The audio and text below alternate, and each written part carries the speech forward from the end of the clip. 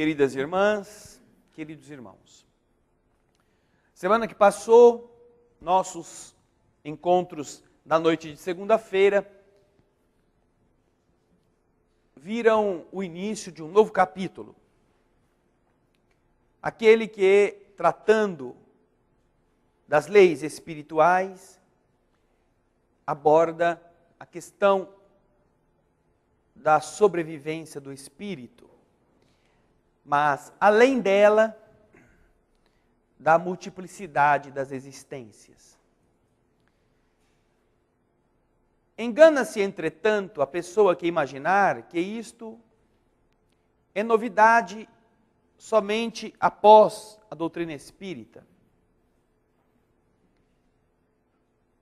Há na história da humanidade um sem número de religiões, civilizações, povos,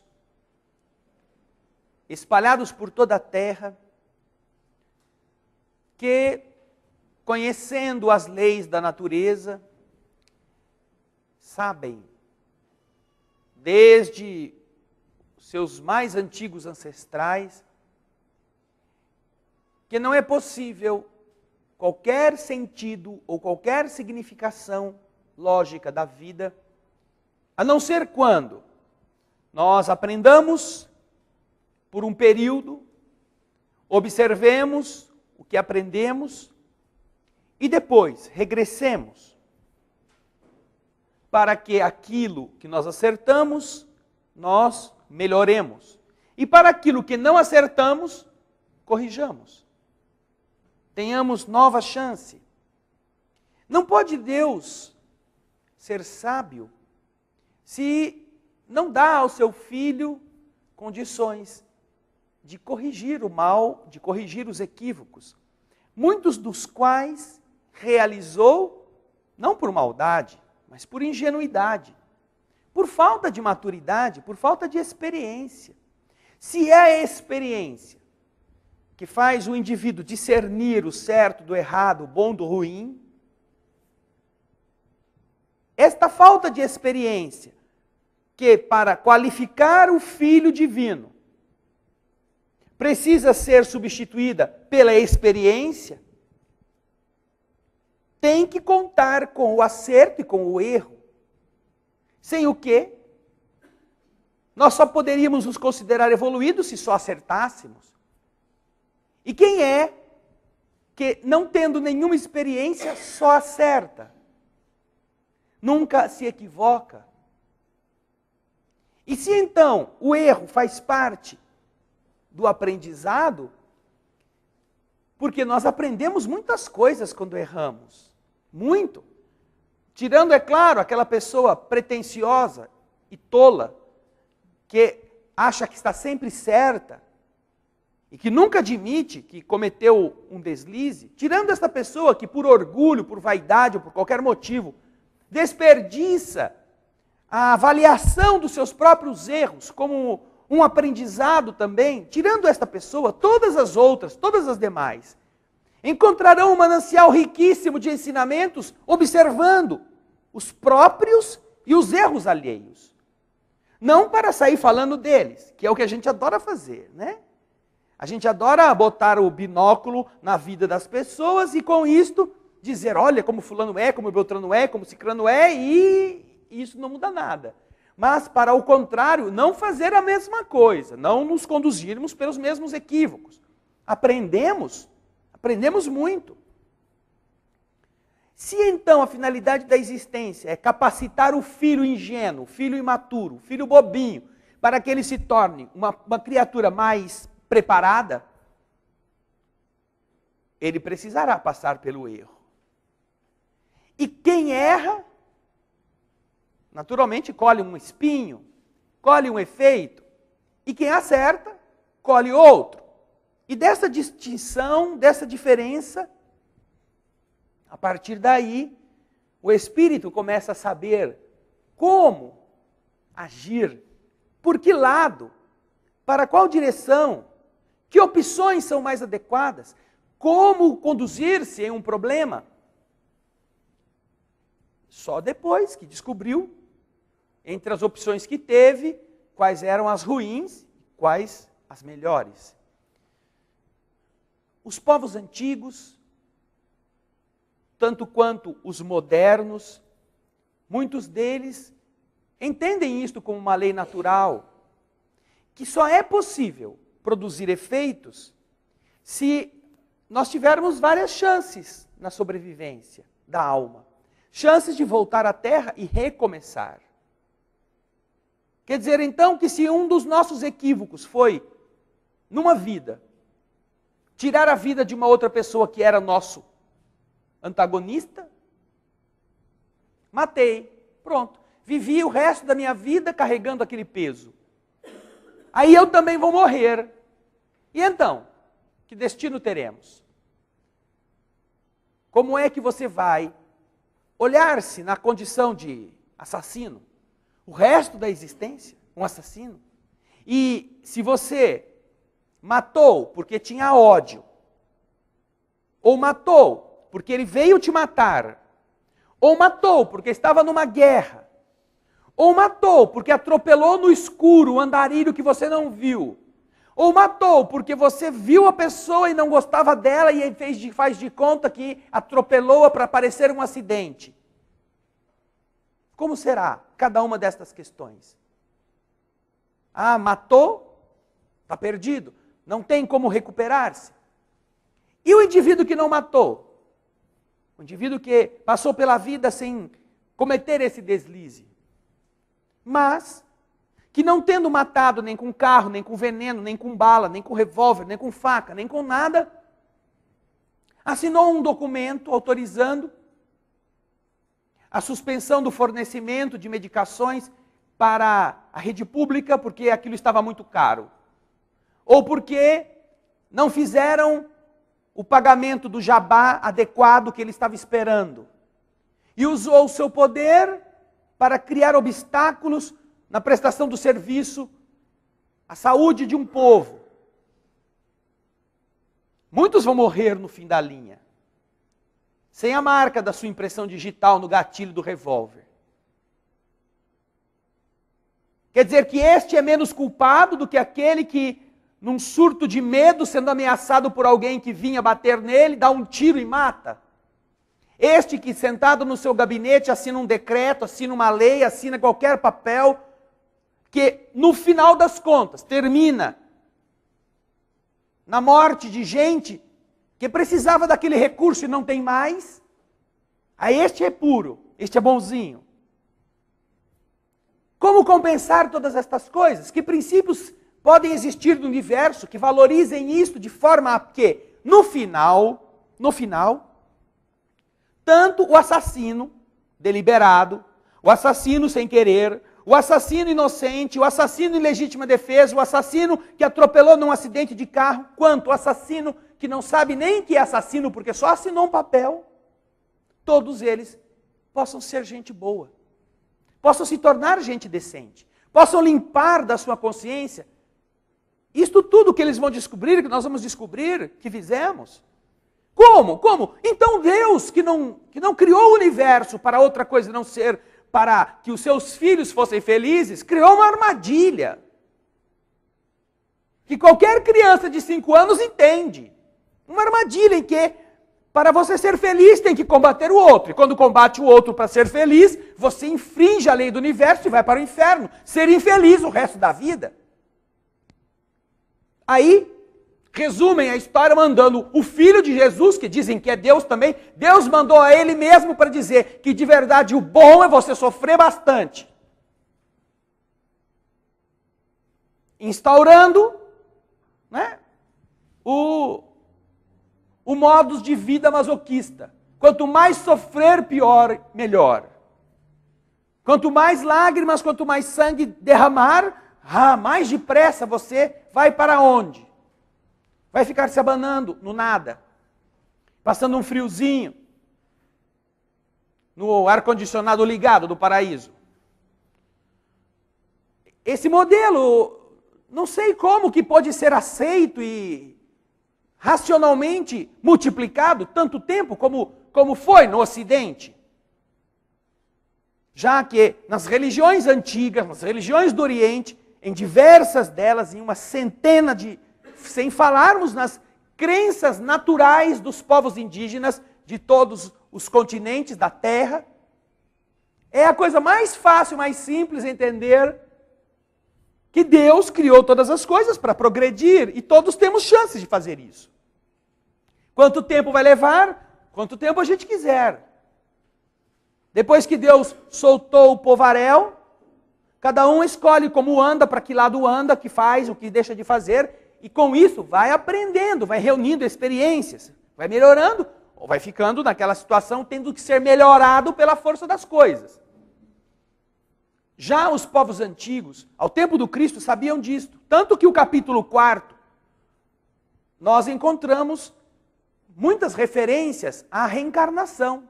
Na forma ainda, vamos dizer, despreparada, ingênua, sem profundidade filosófica que esses povos adotavam na solução desses problemas. Tanto que, como explica o Evangelho, depois de apresentar várias passagens em que a reencarnação está embutida, obviamente embutida na maneira como as pessoas se conversavam a respeito, na compreensão do povo, na compreensão das pessoas acerca de quem era quem tinha sido quem, a ideia de o mesmo espírito que viveu no passado voltar a viver estava implícita. O Evangelho, logo depois dessa sequência de explicações bíblicas deste processo, também nos coloca esta compreensão de que os povos do Oriente ou da Judéia, ao tempo do Cristo, da Palestina, eles não eram muito exatos na definição entre ressurreição e reencarnação. A ressurreição seria surgir de novo, ressurgir. Eles chamavam a reencarnação de ressurreição, porque não havia rigor filosófico, nem capacitação intelectual para ver as distinções, ver as diferenças. Vamos fazer um comparativo. Qualquer um aqui imagina como é que funciona uma nave espacial de extraterrestre? Vamos lá, vamos tentar explicar como funciona o deslocamento dos ETs pelo espaço sideral. Nós sabemos como a nossa nave funciona, tem propulsores, tem combustíveis que se unem, produzem uma reação química, e pelo impulso da física, não é? O impulso, num sentido, produz uma reação em sentido contrário. E o foguete sobe, segundo os nossos conhecimentos.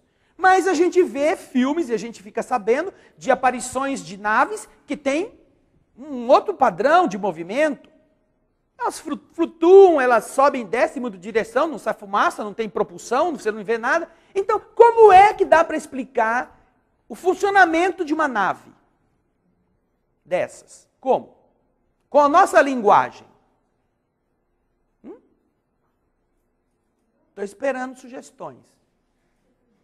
Não, é que ele tem um indutor que se liga com a biela do motor, que faz o girabrequim girar bastante acelerado e tem uma hélice que produz vento muito forte, aí ele sai voando. Quer dizer, naturalmente nenhuma dessas explicações vai de verdade definir como é o processo de deslocamento tão extraordinário e diferente de naves assim, que estão no lugar e desaparecem de repente. Que de repente saem do zero a uma velocidade de 90 mil quilômetros por hora. Em uma hora dão 2 voltas e um pouco em torno da Terra. Nós não temos máquinas assim. Então, qualquer conceito nosso a respeito de como funciona uma nave espacial de um extraterrestre é uma tentativa de a gente explicar com aquilo que a gente conhece, mais ou menos o que a gente está vendo. E ainda assim uma tentativa canhestra, uma tentativa bastante infeliz, porque nos falta compreensão tecnológica para entender como funciona. A mesma coisa que acontece quando você se senta na frente de um computador. Não essas crianças que já nascem com o mouse na mão, ó, assim que sai da barriga da mãe. Peraí, a placenta não é a placenta, é o mouse. Não nesses casos. Me refiro às pessoas ditas normais, que quando vê um monte de botãozinho, o que será que acontece se eu apertar esse botão? Tim! O mundo para. Porque o que está perguntando na tela e você entendeu a pergunta é absurdamente diferente do que realmente ele está querendo saber. Tem um arquivo com esse mesmo nome, quer substituí-lo, quer deixar do mesmo jeito, quer alterar por outro. Peraí, substituir, deixar do mesmo... Alterar por outro não é substituir? Qual que eu escolho? E aí você resolve alterar por outro. Alterar por outro. Ele apaga aquele programa, coloca o Google Earth no seu computador, alterou por outro. Mas meu Deus, eu quero aquele que eu estava vendo, eu estou escrevendo uma carta. Está perdido, não tem mais, sumiu. Você escolheu alterar por outro, devia ter escolhido substituir. Não é? Não estou falando besteira. Eu passo por isso. É experiência pessoal. E olha que eu tento aprender o trem, como é que funciona. E aí às vezes pergunto pro Raul, como que é esse negócio? Ninguém sabe. O próprio Raul também, ninguém sabe. Vai saber. Você já fez uma prece? Reza. Mistério. Porque eu também não sei. Você desliga e liga, desliga e liga, desliga e ele não funciona. De repente ele funciona, sem você ligar. Reza. Mas ele tem a lógica dele. Então imagina você ter que explicar a lógica de como funciona um trem desse. Naturalmente vai ficar de cabelo branco, vai ficar sem cabelo, até conseguir entender qual é os botões que você aperta.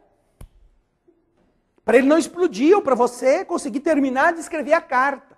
Era tão mais fácil antigamente que você dominava a tecnologia. Bloco de papel. Não tinha que abrir pasta nenhuma, nem apertar o botão. Caneta. Tira a tampa. Olha, já é um avanço. Aí vê se ela está escrevendo. E aí coordena a mão, a caneta e as linhas e coloca, digita o que você quer escrever. Ué, errei. Onde que eu delete? Deleta. Ou apaga. Onde que apaga? Não, branquinho é coisa de luxo. Antigamente era borracha, passo a linguana na borracha, se for a tinta. Se a tecnologia for muito moderna, a tinta, você tem que tirar um jeito de apagar a tinta, tem que desgastar o papel. Mas se for lápis, você, como fazia meu pai, que tinha que fazer 14 vezes uma cópia de francês na escola, porque a professora era muito sábia na pedagogia de ensinar francês, tanto que ele aprendeu francês terrivelmente, né? Tinha que fazer 14 cópias da mesma página. Trabalhando, tendo que estudar de noite, bagunceiro como ele era. A professora dava um visto todo dia lá, com lápis. Tonta dessa professora, não? A lápis. Chegava ele em casa, apagava o visto da professora. No dia seguinte, levava as mesmas cópias. Ela olhava para ele assim. Era o único que tinha feito na sala inteira. Poxa, muito bem.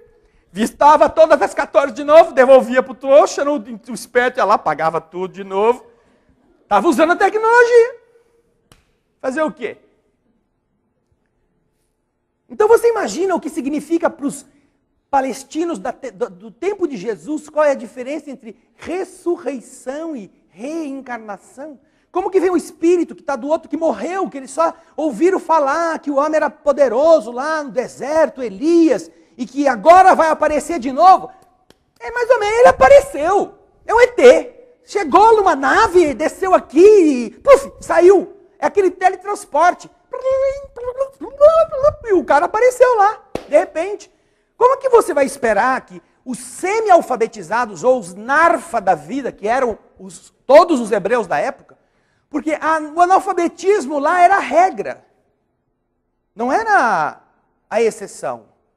Ninguém sabia ler, a não ser os que eram importantes, os que tiveram professores particulares desde o começo, E até os reis eram analfabetos. Se você considerar que Carlos Magno não sabia escrever o nome dele, e foi rei do Império Sacro, Império Romano, vocês imaginam então como era o povão.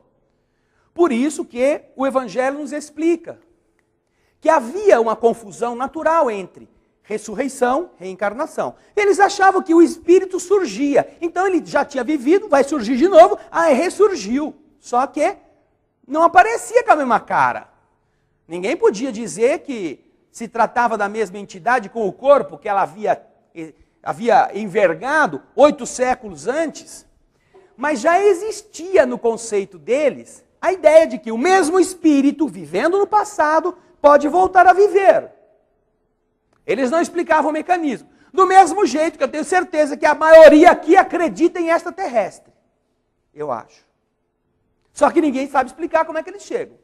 Nem sabe explicar onde eles estão. Nem sabe explicar como é que faz para conseguir entrar em contato com ele. Mas eles existem. Naturalmente, mesmo que eles não venham aqui, imaginar que só a Terra é o centro do universo é sinal um atestado de analfabetismo. Analfabetismo lógico, do raciocínio. Nós já temos falado aqui várias vezes sobre a quantidade de estrelas que existem, de sóis no universo. 10 vezes mais do que os grãos de areia que existem na Terra. Se você multiplicar por 50, os 70 sextilhões de sóis que existem, multiplicar por 50, que seria em média a quantidade de astros e de corpos celestes orbitando cada estrela, corpos massivos, você multiplica isso por 50 e você vai ver o tamanho do número. Quer dizer, você não vai ver, porque é tão grande que não dá para abarcar com um olhar só o tamanho dele. Então imaginar que não exista outra civilização é você acreditar no Saci Pererê. Com a sua inteligência exuberante, dizer que eu não posso apontar o dedo para a estrela que sai uma verruga no meu dedo. Tá vendo? Olha, tem uma verruga aqui, você fez assim para a estrela. Saiu. É você imaginar que a vida é feita dessa maneira. Naturalmente que somente quando você entende a história das coisas é que você vê a lógica delas. Por isso é que o capítulo 4 do Evangelho é muito instrutivo ao nos ensinar sobre essas questões. Ele fala que a reencarnação e a ressurreição, elas expressavam a mesma ordem de ideias, só que o povo hebreu não tinha muita lucidez para ver as diferenças. A ressurreição supõe o retorno da vida do corpo que morreu. O corpo está morto. Obviamente que para que ele surja de novo, aquilo que está podre ou aquilo que já acabou, tem que ter um jeito de colar tudo de novo no lugar. Obviamente que isso, a ciência demonstra ser materialmente impossível. Sobretudo quando os elementos que compunham aquele corpo que se desagregou já estão fazendo parte dos outros corpos da natureza. Nós temos um peso. Esse peso corresponde a um conjunto de substâncias, elementos que o compõem. E nós sempre lembramos que do nosso peso 70% é água. Se 70% é água, quando o cara morre, o que acontece com 70% do corpo dele? Evapora. Suas moléculas de água deixam de ser aquelas que estão compondo ossos, compondo carne, compondo tecido, e elas voltam para a natureza. Ao evaporarem, o que acontece? Elas se incorporam a outros corpos, se tornam gotas de chuva.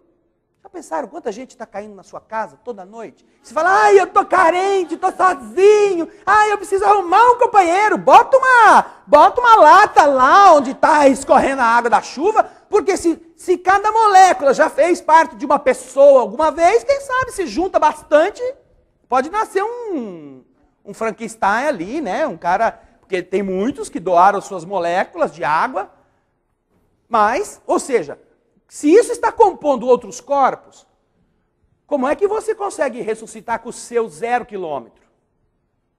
Tudo que está espalhado vai ter que ser tomado de volta. E aí vai ficar faltando o dente, outro vai ficar faltando a orelha, outro vai ficar careca, outro vai ficar sem o joelho, outro vai ficar sem o dedo do pé. Porque tudo isso que ele usou para fazer o corpo dele era seu. Mas aí fica aquela história, mas eu tomei de alguém, que tomou de mim, que tomou também de outro, que foi tomando, ou seja, isso é um patrimônio que é de todos, que todo mundo usa, e que se você for ressurgir com o seu zerinho, vai ser muito problemático você conseguir, para obter todas as moléculas, como é a pregação dessas religiões que acreditam nisto. Que no dia do juízo vão se abrir os túmulos e os defuntos vão levantar. Meu Deus, vai ser uma tragédia. Porque como é que eles vão refazer o corpo deles? Só se vai sair caveira, o que sobrou de lá, batendo os dentes, sorrindo. Mas e o resto? Mas ninguém quer ressuscitar caveira, todo mundo quer ressuscitar bonitinho, né? Para fazer isso, na ressurreição, você tem que pegar o que está espalhado pela natureza, em todas as partes. Agora, a reencarnação é o retorno da alma ou espírito à vida corporal, mas em um outro corpo novamente formado para ela, que nada tem de comum com o antigo. O novo corpo não é o antigo. O novo corpo é novo, ele é feito com novo material que a natureza oferece, que você, como espírito, organiza segundo as leis do universo. A palavra ressurreição poderia, talvez, aplicar-se àquela passagem em que Lázaro, aparentemente morto, volta à vida, com o mesmo corpo dele. Obviamente, nós já aprendemos que, para que isso acontecesse, Lázaro não podia estar morto. Totalmente morto. Porque seria uma infração às leis da natureza. Jesus pegar o defuntão e falar, vem cá, vamos sair daí agora que... eu quero você de volta para mim. Ele só pode fazer isso com o Lázaro e com as outras pessoas que contam as Escrituras, porque de verdade, como ele explica mesmo nessas passagens, ele fala, Lázaro não morreu, Lázaro dorme. A sogra também, a menina também. Ela não está morta, ela dorme. Dormir é diferente de morrer. Porque senão Jesus não teria infirmado a primeira observação, ela está morta. Não, ela dorme.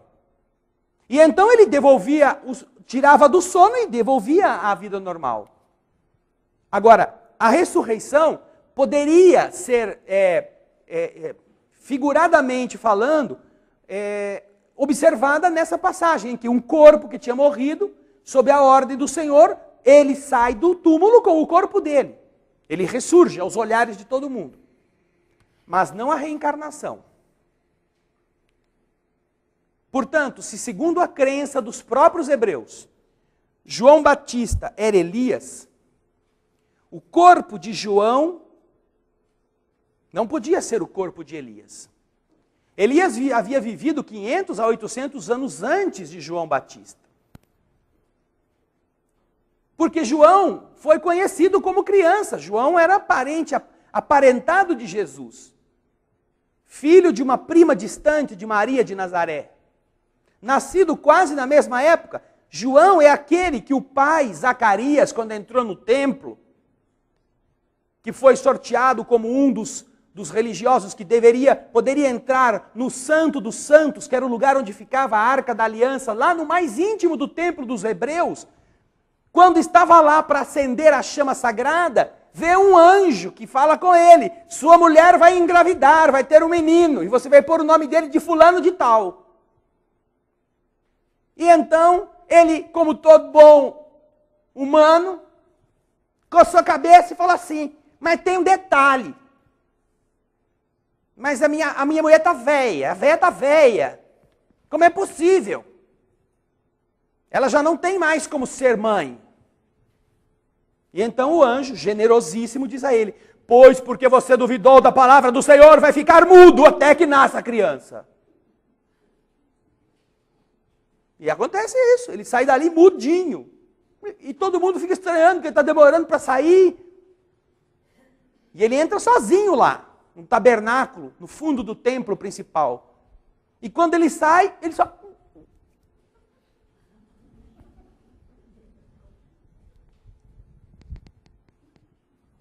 não fala, só com uma tabuleta, ele tem que ficar escrevendo. E aí então se confirma que a esposa dele, e o anjo ainda avisou, imagina, ainda fez a caridade de avisar, porque como é que você explica, você já sendo velha, essa mulher sendo velha, que ela está grávida? Porque não é só ela não conseguir ser mãe. A recíproca é verdadeira. Então íamos começar a suspeitar de que a pobre da velhinha andou saltitando por aí em algum lugar da Palestina. Porque nós somos muito fraternos para dizer a nosso respeito, mas em relação aos outros, desde aquela época. Então o anjo avisa, olha, não se espante. Você já imaginou o que é você estar vendo um espírito dentro do tabernáculo sagrado, o mais elevado local da sua religião, aparece um espírito, e ainda você ainda duvida dele. Pô, desmaiasse pelo menos antes de falar besteira. Ai, tá bom, eu vou guardar bem, mas só não aguento ver você não. E desmaia. Mas ela fala, mas como é que a velha vai ficar grávida? Quer dizer, nem que fosse pelo susto, mereceu ficar mudo. Nem que ele falou isso no susto, porque ele não tinha, o que eu vou falar para esse espírito, meu Deus, e falou uma besteira, só por ter feito essa besteira já mereceu ficar mudo. E quando o filho nasce, de verdade, ele perde o bloqueio da fala. Aí está todo mundo querendo botar o nome de fulaninho, né? Sei lá, Sócrates, Reinaldo, pode botar aí Ronaldinho, querem botar os nomes mais diferentes. E ele fala, não, o nome dele é João. Porque o anjo lhe disse isso, dentro do tabernáculo. Esse era o espírito que depois viria a ser o João Batista. E é na casa dele, na casa dessa Isabel, a esposa de Zacarias, que Maria de Nazaré se refugia, logo no começo da sua gravidez. Passa umas semanas lá na casa de Isabel, que também está grávida. E as duas falam da mesma visão, porque para Maria de Nazaré acontece a mesma coisa, aparece um anjo que lhe avisa que ela será mãe. Ou seja, João Batista tem toda essa história conhecida. O povo sabe quem foram seus pais, onde ele viveu, como ele cresceu, quando que ele engatinhou, onde que ele jogou a chupeta dele no rio, quando é que ele se desfez, não é? Quando ele amarrou a primeira bombinha no rabo do gato. Tudo isso é sabido em relação a João Batista. Como é que podia ser o Elias, que vivera no deserto, comia gafanhoto, bebia mel, e estava lá, azucrinando a vida de todos os pagãos daquele tempo, ameaçando-os com a fúria do inferno, como Elias, se eles não se redimissem? Não pode ser a mesma criatura, o mesmo corpo para a mesma criatura. Não é possível. Então Elias e João Batista, apesar de serem o mesmo espírito, não podem vir com o mesmo corpo. E os que estavam vivendo naquela época reconhecem isto. Sabem que João Batista era Elias, porque havia a tradição de que o Messias só chegaria o Messias depois que Elias tivesse vindo. Jesus dizia ser o Messias, ou fazia coisas que demonstravam que ele era. Mas os apóstolos, dando uma de Zacarias, meio assim na maciota, o Senhor, é verdade, nós acreditamos nisso, isso tudo bem. Mas só tem um detalhe aqui, lá no versículo não sei onde, do capítulo não sei onde, da Bíblia de não sei quem, está escrito que o Messias só vai vir depois que o Elias estiver vindo. Como que é esse negócio? Ninguém aqui está, o velho não levantou lá da sepultura. Aí Jesus diz, isso é verdade. Mas eu vos garanto que Elias já veio. E fizeram com ele coisas horripilantes, coisas cruéis. Aí tem a Escritura dizendo, e então os discípulos entenderam que era de João Batista que ele estava falando. Ou seja, ninguém entenderia que Elias era João Batista se não acreditassem que um espírito que já viveu pode renascer num outro corpo. Até ele aí entende isso. Ó. Tem quantos anos? 9 anos. Até a criança de 6 anos entende essa lógica. É simples. Mas, veja só, logo depois, o que Jesus conversando com um sábio. Sábio, esse é o problema. Sábio. Sábio do quê? Segundo ele, sábio dos mais inteligentes do sinédrio, da época dele. Mas você imagina se pegasse Nicodemos e trouxesse hoje a ele aqui, entregasse um cartão magnético e falar: ô Nico, vai ali na esquina e compra para mim um pão com mortadela e paga com o cartão. O que seria do Nico? Como que é? Eu prefiro entender a ressurreição, a reencarnação, porque... O que é isso aqui? Não tem moeda? No meu tempo era uma moedona assim, que a gente ia comprar pão com o quê? Pão, não é aqueles pão chato. Porque naquela época dele não tinha esse pão francês. Francês, o que é francês? Imagina o Nicodemos, o sábio da época hoje. Imagina. Como seria? Claro que seria um narfa, que nem nós, em muitas coisas. Mas na época ele era um sábio, sábio. E ele, como todo sábio, procura Jesus. Que horas? Que horas o sábio procura Jesus? Que horas? De noite. Olha como ele era sábio. Eu vou me comprometer, o povo vai me ver entrar, vai me ver indo atrás desse maluco aí, cabeludo, que fica falando coisas. De dia todo mundo me enxerga, mas de noite eu ponho um capuzão, ponho uma roupona, entro no meio do povo e vou chegando lá. E aí ninguém vê que sou eu. Olha como o cara é sábio, não é? Segundo os conceitos humanos, porque é isso que fala o Evangelho. Parece que de propósito o Evangelho consta. Havia um homem entre os fariseus chamado Nicodemos, senador dos judeus, que foi à noite encontrar Jesus. É que de dia ele não sabia onde Jesus estava, era mais difícil enxergar Jesus de dia. De noite Jesus era uma estrela, então era fácil de ver onde aquela estrela estava. Então ele foi de noite. E chegou a Jesus e disse: Mestre, olha que lábia boa, sabemos que vieste da parte de Deus para nos instruir como um doutor. Porque ninguém poderia fazer os milagres que fazeis se Deus não estivesse com ele. Até aqui, tudo bem. Aí Jesus lhe respondeu. Primeiro, isso aqui é só introito, hein? O cara está começando a passar mel. É sempre assim, já notou? Os sábios sempre gostam disso. Nossa, mas como você é inteligente. Ai, que pessoa maravilhosa que você é. Ai, como a senhora é generosa, é boazinha, me empresta a escada. É sempre assim. E depois furta, desaparece com ela. Os sábios fazem isto sempre. Ele então começou a dar uma maciada no Jesus, porque o senhor é de Deus.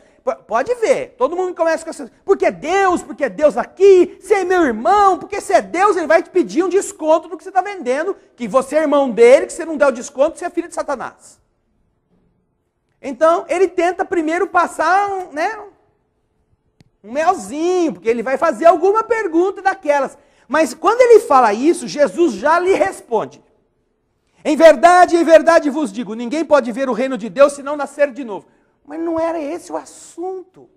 Nem falei ainda o que eu queria, porque ele só começou puxando o saco, desculpa a expressão, desculpa aí em casa.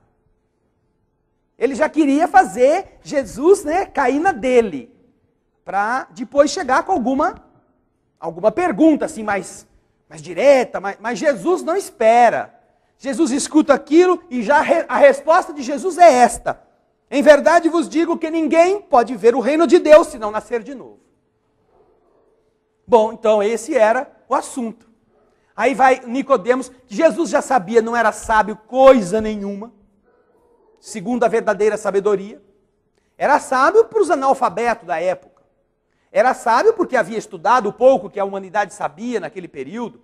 Era sábio porque se formaram nas academias dos homens preconceituosos do seu tempo. Mas não era sábio por saber o conhecimento verdadeiro da humanidade. Então Jesus já começa ensinando, falando dessas coisas para ele. Nicodemos, a gente só vai ver o reino de Deus se nascer de novo.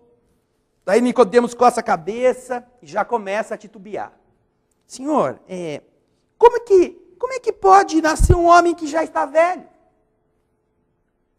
Pode ele entrar no ventre da sua mãe para nascer uma segunda vez? Olha a pergunta do sábio. Jesus lhe respondeu: em verdade vos digo, se um homem não nascer da água e do Espírito, duas coisas que Jesus cita: não nascer da água e não nascer do Espírito, não pode entrar no reino de Deus. O que é nascido da carne é carne, e o que é nascido do Espírito é Espírito. Se um homem não renascer da água e do Espírito, não pode entrar no reino de Deus. Uma coisa vem da terra, o que é carne é carne, o que é Espírito é Espírito. Não vos espanteis do que eu vos disse, que é preciso que nasçais de novo. Veja só como Jesus reforça a mesma coisa. Ele não falou assim, escorregou um R, renascer. Foi sem querer. É que eu estou com um problema aqui, caiu o pivô, saiu renascer, quando eu queria falar nascer. Não, Jesus repete, não vos espanteis do que eu vos disse, que é preciso que nasçais de novo. O Espírito sopra onde quer e ouvis sua voz, mas não sabeis de onde ele vem e para onde ele vai. Ocorre o mesmo com o homem que é nascido do Espírito. Nicodemos lhe responde, devia estar entendendo tudo esse Nicodemos, né? Com toda essa linguagem que Jesus está tentando dizer a ele sobre uma coisa tão grave, tão importante, que qualquer sábio, né, entenderia. Nicodemos devia estar, por que eu vim aqui hoje de noite? Porque se fosse de dia, quem sabe a coisa ficava mais clara. Nicodemos então lhe responde, mas como isso pode se dar, Senhor? E Jesus lhe diz, o quê? Sois mestre em Israel e ignorais estas coisas? Em verdade vos digo, que não dizemos senão o que sabemos, e que não testemunhamos senão o que vimos. E entretanto, vós não recebeis nosso testemunho. Mas se não me crês quando vos falo das coisas da terra, como me crereis quando vos falar das coisas do céu?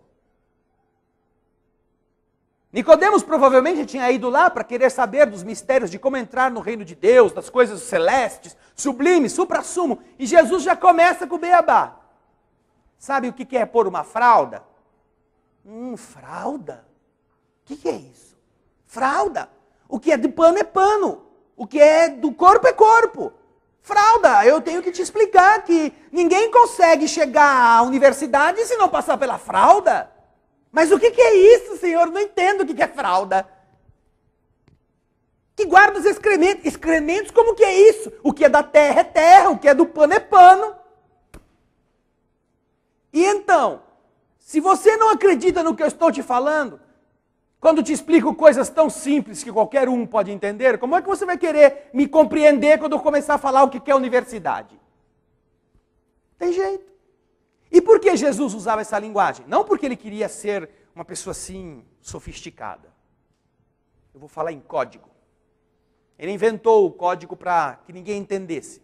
Jesus falava desse jeito porque era assim que as pessoas concebiam as coisas no seu tempo.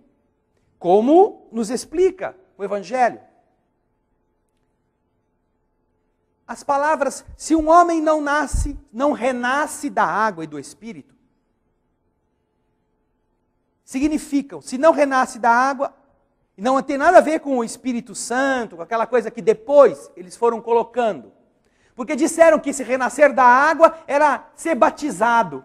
Inventaram a história de jogar aguinha na cabeça da criança, não é? Aquela coisa de passar olhinho, botar salzinho na boca e levar os parentes para tirar fotografia. Inventaram tudo isso e disseram que era isso que Jesus estava dizendo. Que precisa renascer do batismo, do Espírito Santo que vai baixar nele. Mas essa história de Espírito Santo não existia no tempo de Jesus. Não havia essa expressão nem nas Escrituras, porque isso foi interpolado depois. Para compreender o sentido verdadeiro dessas palavras, é preciso igualmente se reportar à significação da palavra água, que não era na época empregada como é hoje, no mesmo sentido. Os conhecimentos antigos sobre as ciências, eles eram muito limitados. E vocês já ouviram falar que antigamente eles acreditavam que todas as coisas do universo tinham saído de 4 elementos, não é? Era ou não era? Quais eram os 4 elementos? Água, terra, fogo e ar. Elementos primordiais, segundo eles. E eles achavam que a água era exatamente o elemento gerador absoluto do universo. Se vocês pegam a Gênese da Bíblia, vocês vão ver lá como ele traduz aqui. O Espírito de Deus era levado sobre as águas, flutuava na superfície das águas. Que o firmamento seja feito no meio das águas, que as águas que estão embaixo do céu se reúnam em um só lugar e que o elemento árido apareça. Que as águas produzam os animais vivos, que nadem na água e os pássaros que voem sobre a terra e sobre o firmamento. Até a água aqui, nesse sentido, é considerada o elemento gerador das coisas materiais.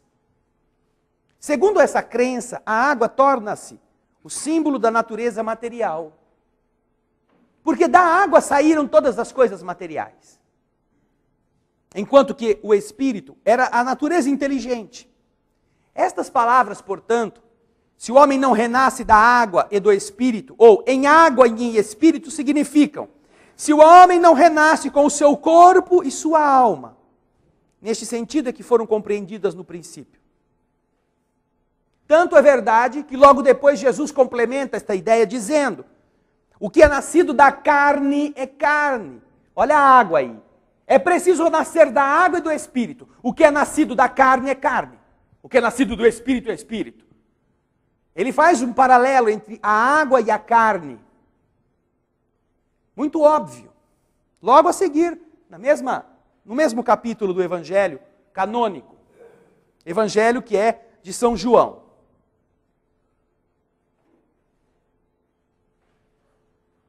Isto indica claramente que só o corpo procede do corpo e que o espírito é independente do corpo.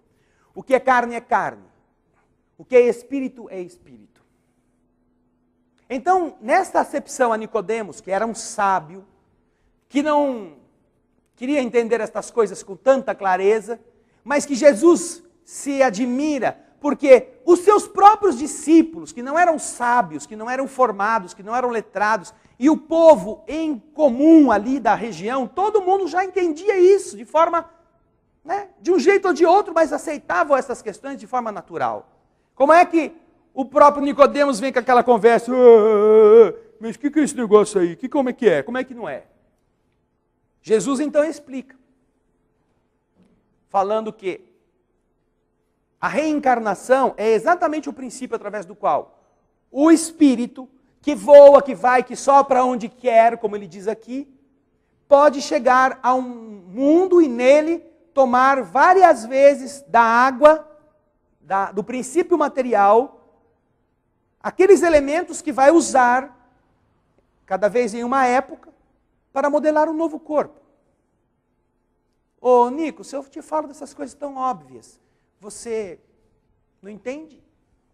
Como é que eu vou explicar para você como que é o teletransporte da Star Trek? Lembram disso? Capitão Kirk. Ponte, por favor, transporte já. E vai parar lá em Pirâmides, um planeta no quadrante 45, 324A do universo. Como é que, se a gente não sabe qual é o mecanismo da digestão, como é que vamos entender o teletransporte do Capitão Kirk no universo? É mais ou menos o paralelo que naquela época existia entre essas pessoas que não conseguiam muitas vezes operacionalizar estas ideias com exatidão, porque lhes faltava os recursos abstratos do entendimento racional.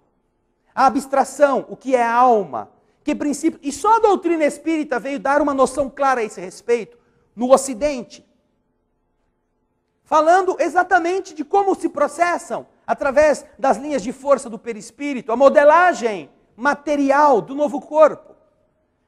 Entendendo então o porquê de sofrimentos que a pessoa traz desde o útero materno, má formação, doenças que já vêm com ele, com o ser que renasce, mas ele não tem culpa nenhuma. Essa era uma pergunta que os Nicodemos dos tempos modernos, que somos nós, sábios e burros ao mesmo tempo, queremos responder dizendo que Deus não é bom, porque se fosse bom, não deixava nascer criança doente. Ô Nico, pega o cartão, vai comprar um pão com mortadela na esquina, faz favor, vai.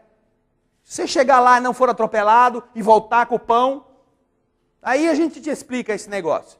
Mas isso é tão óbvio que só quando você entende os mecanismos naturais do universo, você compreende que Deus é bom sempre.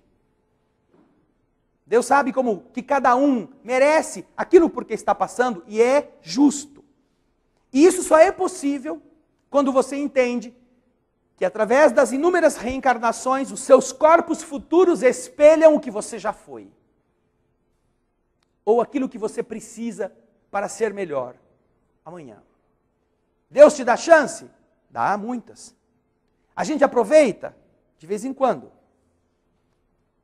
Quando a gente aproveita no bem, melhoramos. Quer garantir um corpo bonito? Você se olha no espelho e fala, não gosto de mim. Você fez isso. Esta forma que você está vendo é herança das suas atitudes. É nada, é culpa do meu pai e da minha mãe. Então por que o seu irmão é mais bonito que você? Hã? Por quê?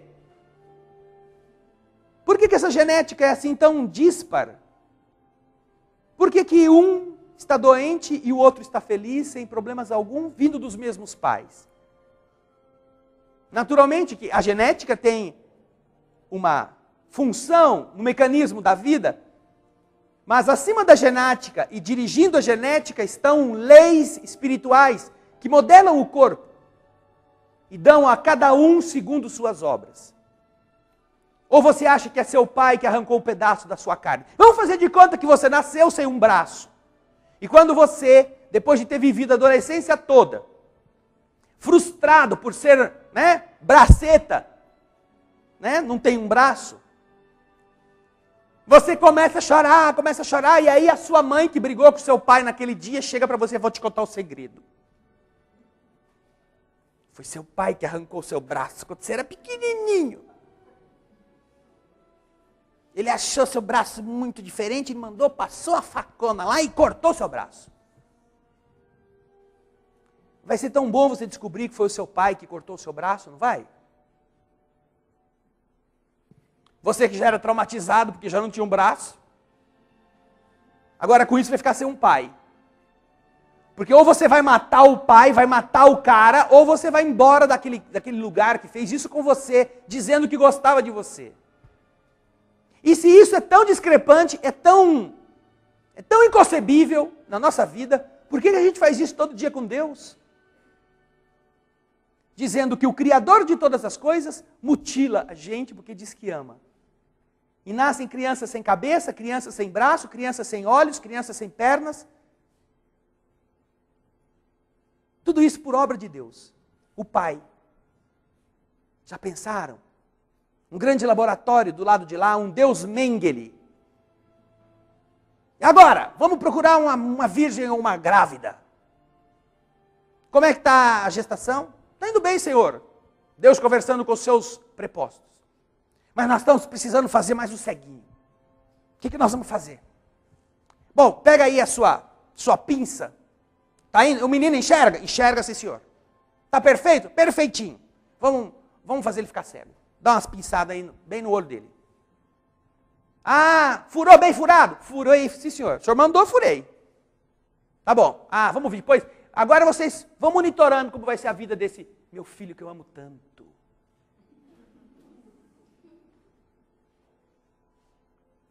É grotesco a tal ponto que chega a ser engraçado.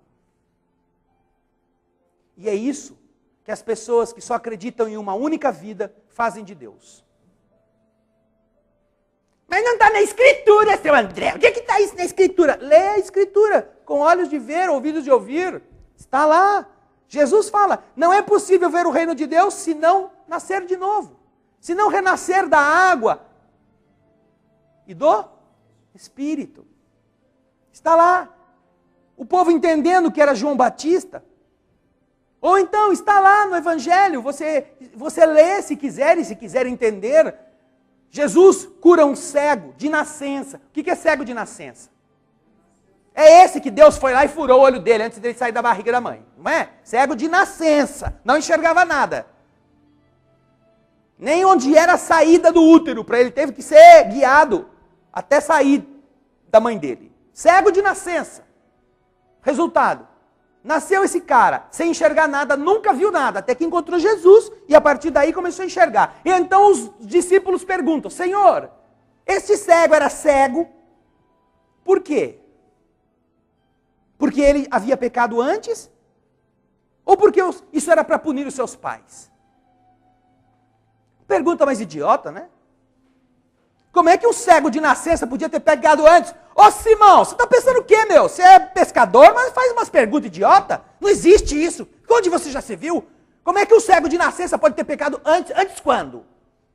Se ele nunca nasceu antes. Mas Jesus não diz isso. Jesus não recrimina ninguém por ter... Por que eles iam perguntar um negócio desse? Como é que um cego de nascença pode ter pecado antes? Só se ele viveu antes. Essa é a óbvia motivação da pergunta. Tanto que Jesus não recrimina a pergunta. Jesus diz que não é nem por uma coisa, nem por outra. É para que nele se manifestassem as obras de Deus. Ou seja, Jesus confirma que poderia sim ele estar renascendo cego por uma coisa que ele tivesse feito no passado. Pecado antes. Antes quando? Antes de estar na barriga da mãe dele. Tudo está nos evangelhos, basta a gente querer. Semana que vem, continuamos falando sobre a temática do capítulo 4 do Evangelho segundo o Espiritismo. Mas meditem. Você que está em casa, obrigado por estar acompanhando nossa TV Alvorada Espírita ao vivo. Participe conosco do estudo da quarta-feira. Estaremos estudando o livro Nosso Lar, com imagens. Você pode participar, inclusive, através do MSN, fazendo perguntas. Capítulo 13 e 4, estaremos abordando. Quarta-feira, às 20 horas. Mas pense nisto, pense. Procure o Evangelho, leia com olhos de ver. Procure outros livros, pesquise naqueles botões perigosos do seu computador. Pesquise com cuidado, para não explodir a casa. Reencarnação na história da humanidade. Pessoas que acreditavam na reencarnação. Falamos isso quinta-feira passada.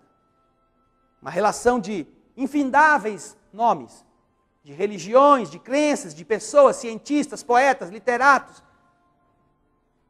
que, usando o raciocínio, entenderam a mesma coisa. Pense nisso. Semana que vem, continuaremos falando do capítulo 4. Vamos orar.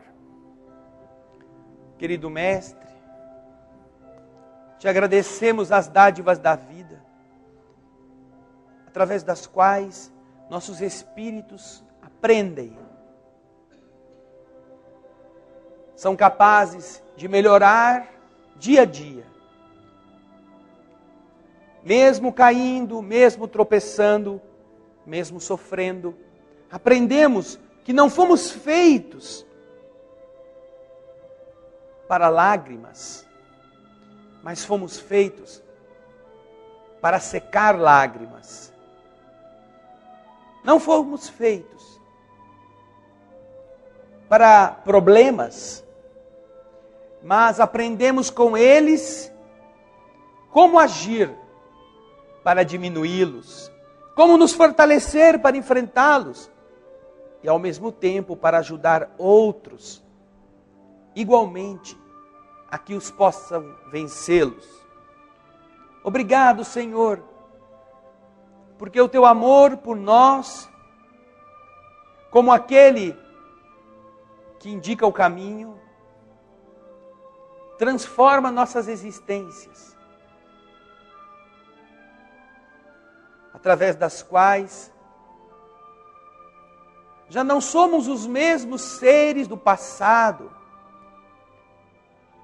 tão ignorantes, tão maldosos, equivocados. Não. Já somos aqueles que começam a despertar para um desejo de melhorar, não mais tangidos pelos espinhos, pelas provocações, realmente convencidos que somente através dos esforços, das nossas superações, nós galgaremos níveis mais elevados e continuaremos passo a passo, entendendo os mistérios do universo, simplificando a vida, atuando de forma a não mais criarmos doenças em nós mesmos e ajudando a administração do universo a tornar melhoradas as condições de existência em toda parte por onde passarmos. Já, Senhor, nos incomoda estarmos vivendo na expiação ou na prova, piorando as duas, ao invés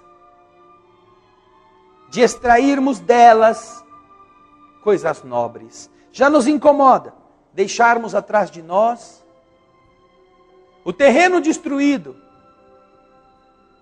a terra revolvida, sem jogarmos uma só semente.